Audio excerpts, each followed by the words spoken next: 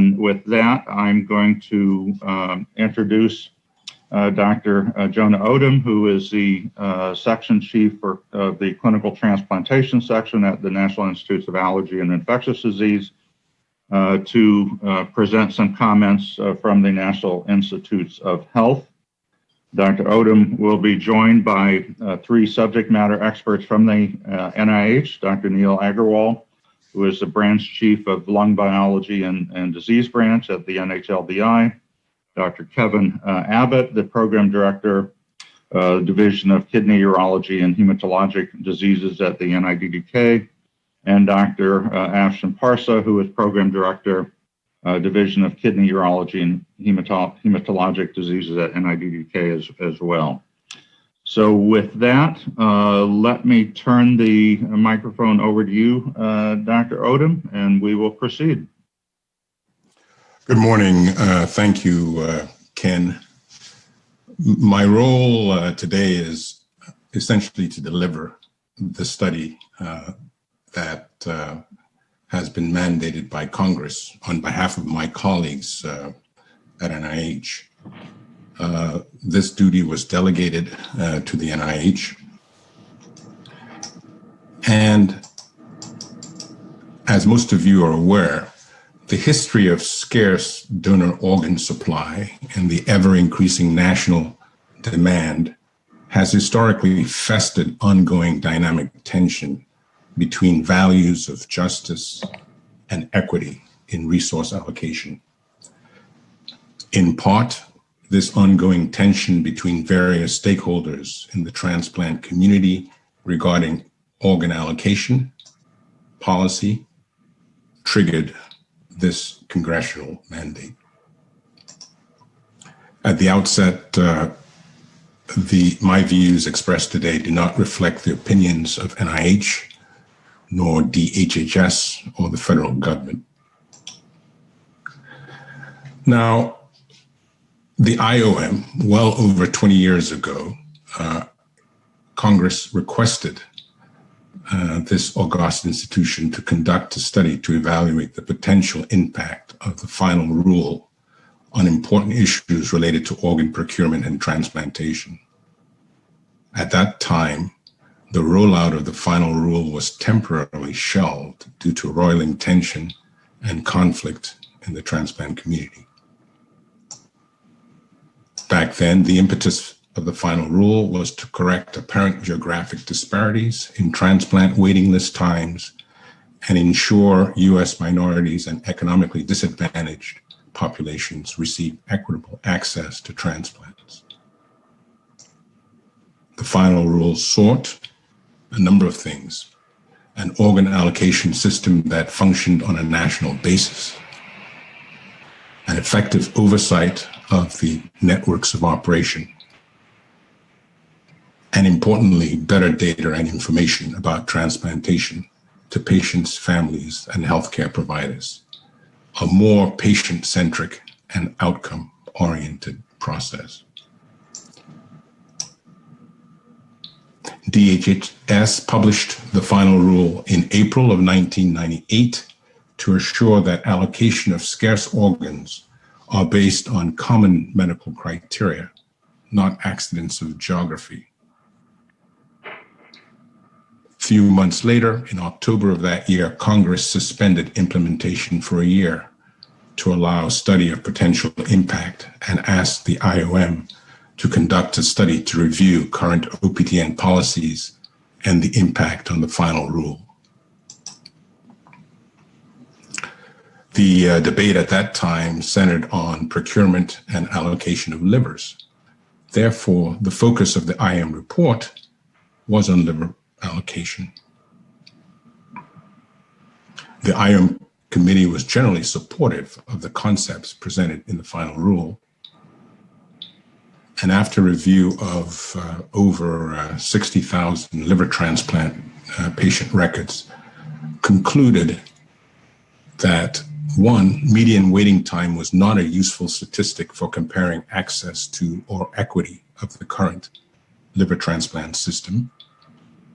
And the system could be improved by enlarging the organ transplant areas to include larger populations. And finally, broader sharing will result likely in more of the most urgent patients receiving first attention when waiting for donated livers.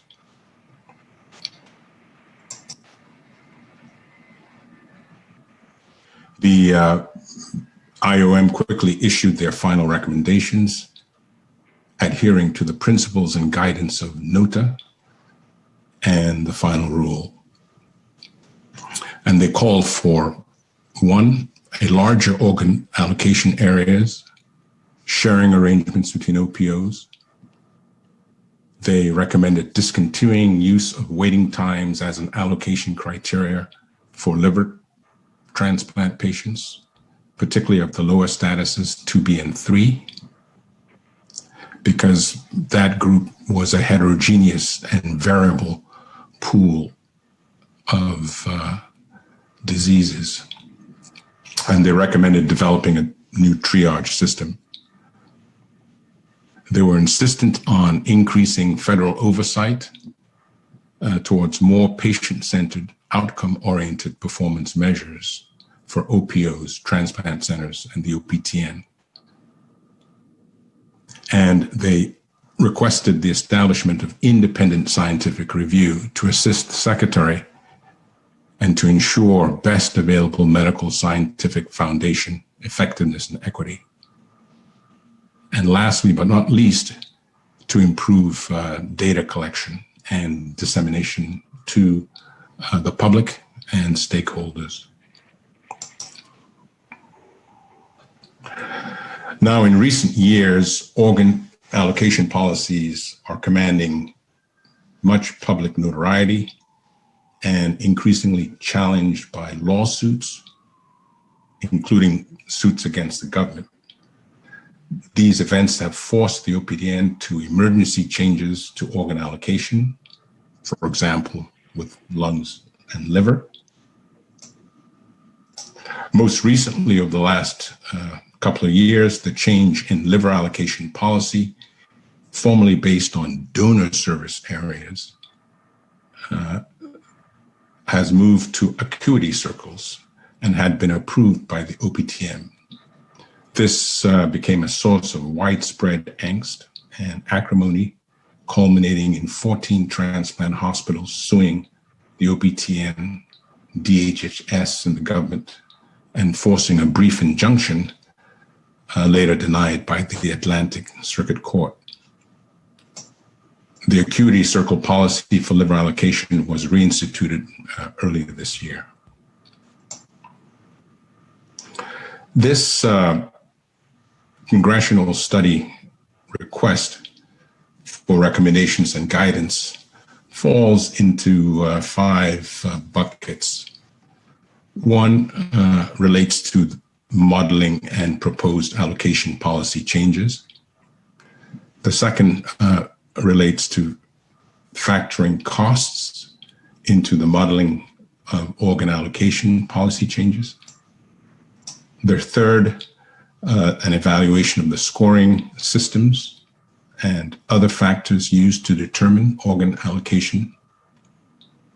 The fourth, allocation decisions and viewpoints of expert OPTN committee members.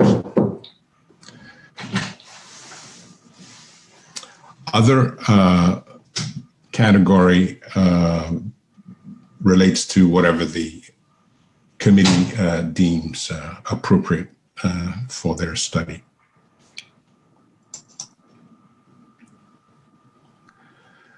Now, with regards the first bucket, the OPTN has this 10-step life cycle for transplantation policy development that takes many years to complete, indeed, usually much longer than 3 years.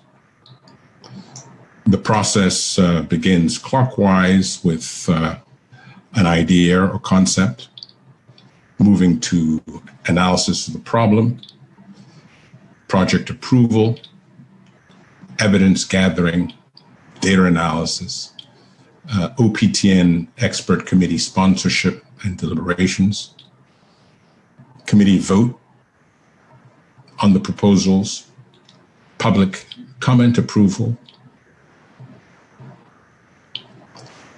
All of this pending OPTN board approval, and finally implementation and post-implementation review to track intended and sometimes unintended consequences.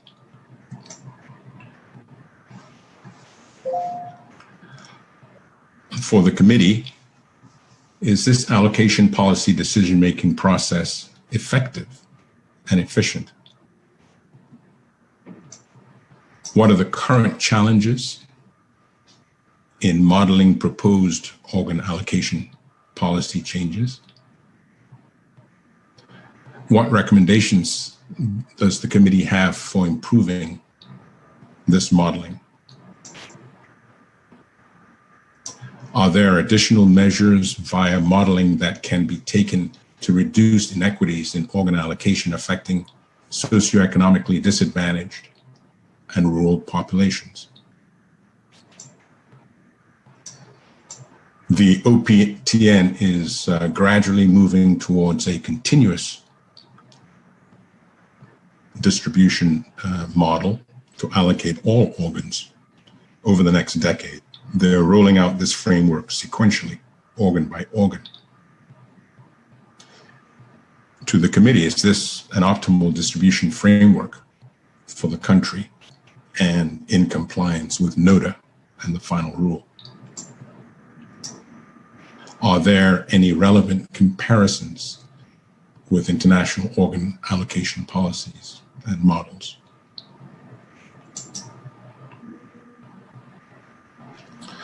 This is a recent research report by the Milliman Group looking at 2020 U.S. organ and tissue transplants, cost estimates, discussion, and emerging issues.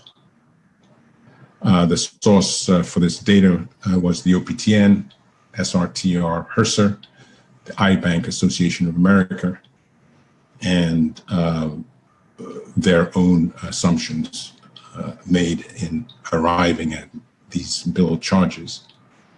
And moving from left to right, one sees that these average charges begin with the general organ acquisition costs, including a 30-day pre-transplant, procurement costs, hospital transplant admission, physician during transplant admission costs, and 180 days post-transplant discharge costs, and then costs of immunosuppressive agents.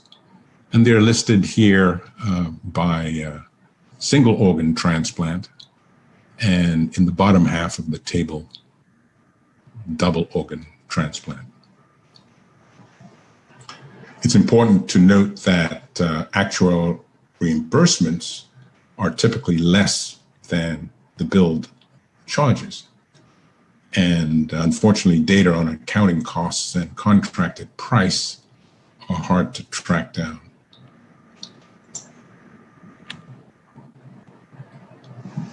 While there are some cost-effective analytical data published for kidney transplant, the data is lacking for other organs.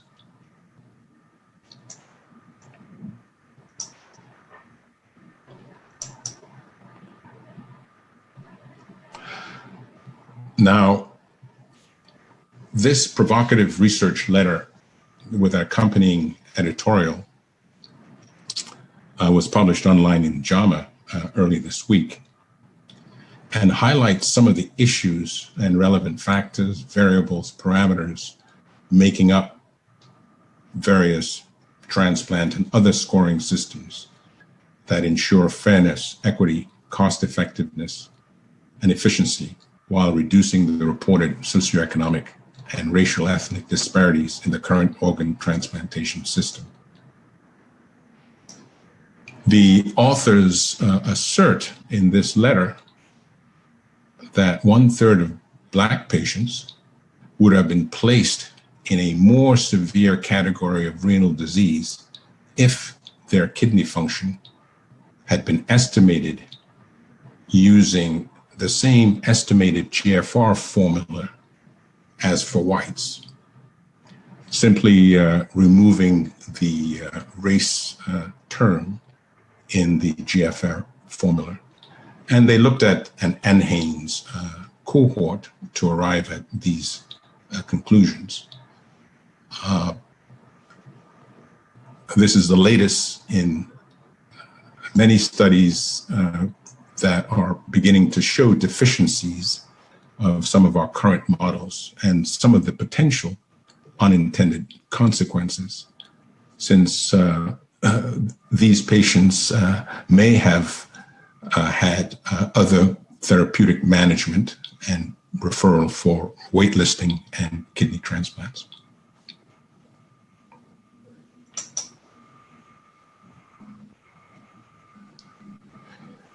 The next bucket that mandated by Congress was to ensure that organ allocation decisions take into account the viewpoints of expert OPTN committees. Now, we've seen the life cycle of policy development utilized by the OPTN. And the OPTN board is a very large board with wide representation from all stakeholders in the U.S. transplantation ecosystem. The board vote provides final approval of final allocation policy decisions that have percolated in the expert committee deliberations with input from public comment.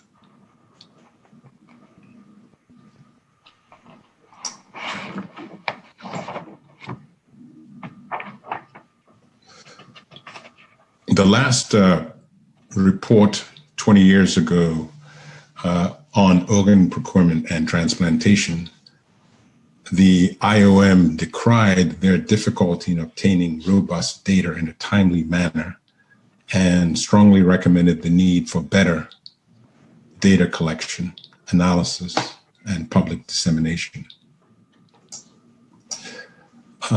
One might wonder, given the current COVID pandemic, are there opportunities for collaboration, particularly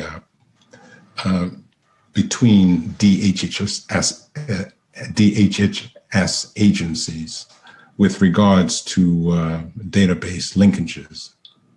For example, licensing agreements between the SRTR and the National Death Index to help in getting vital statistics for their 6-month reports for program.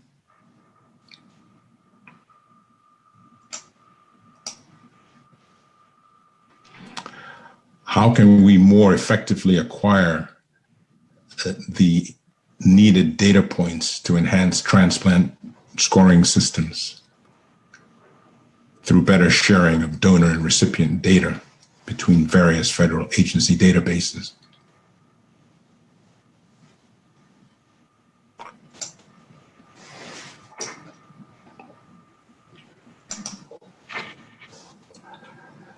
And finally, there's ongoing OPTN projects highlighting the continuing need to search for more efficient, cost-effective, and safer means of organ distribution. And some of these projects include real-time GPS organ tracking devices from the donor hospital where the organ is being procured, all the way to delivery in the recipient OR for a waiting patient. And are there other more efficient, cost-effective means of distributing organs nationally? In summary, despite remarkable progress in transplantation, organ allocation, procurement, and distribution of this precious and scarce national resource continues to create the ethical tug of war between key values of equity and utility as various stakeholders struggle with the national directives of NOTA and the final rule for a more equitable, fairer, and more cost-effective process in our system. These ongoing allocation conflicts have generated sensational press and flurries of lawsuits against the OPTN and DHHS.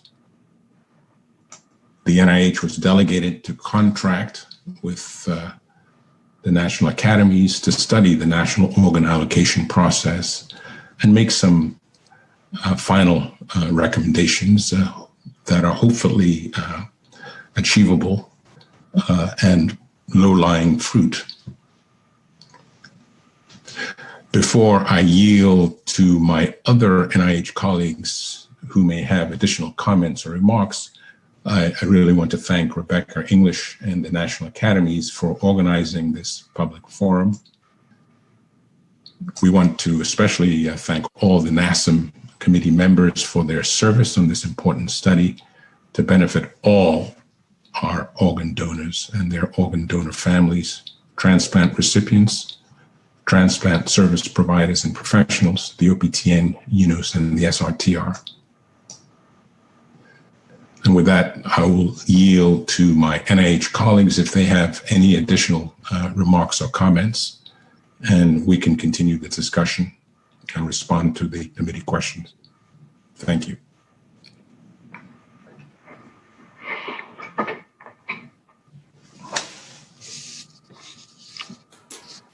No additional comments from me. Jonah, that was an excellent overview, and we appreciate that. And Jonah, thank you. None from myself either. Thank you. Well, I'll turn it over to Ken then.